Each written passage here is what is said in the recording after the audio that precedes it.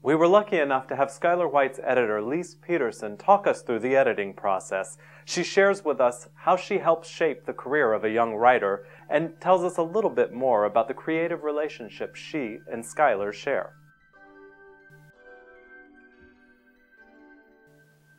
I came to work with Skylar because her agent called me and told me about this really amazing book that she had that I absolutely had to read right away. And she didn't give me a lot of information about it. She said the book would stand on its own, and she was right. And I fell in love with it right away and knew that we had to have Skylar as part of our team.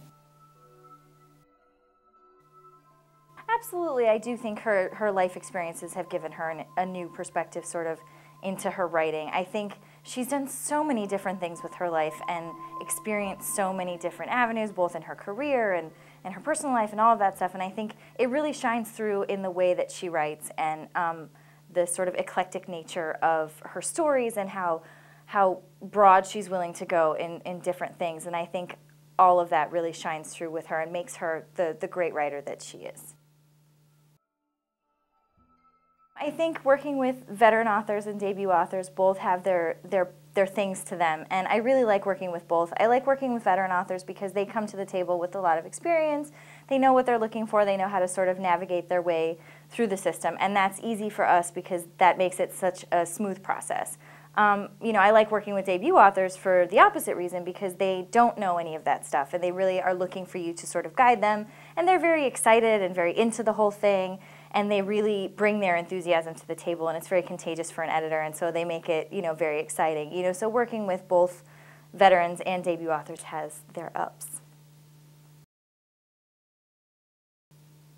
That's a tough one to describe in Falling Fly. I guess first and foremost I would say it's a book that I absolutely love. I think you know, ultimately it's a love story that brings in all of these different things about desire and the paranormal and vampires and angels and all of that stuff. But ultimately it's just a really amazing love story about these two people, and it's just a really great book.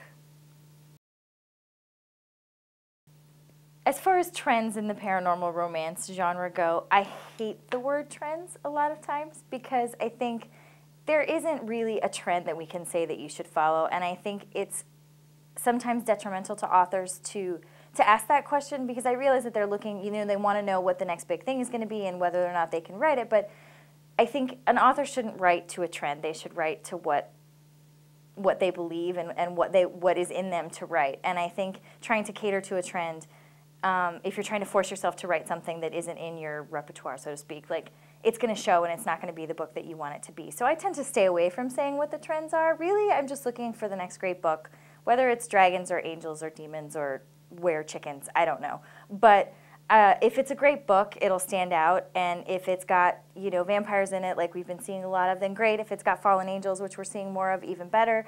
But if it's got those elements and nothing else to it, then it's not going to matter anyway. So really, it's just the next great book.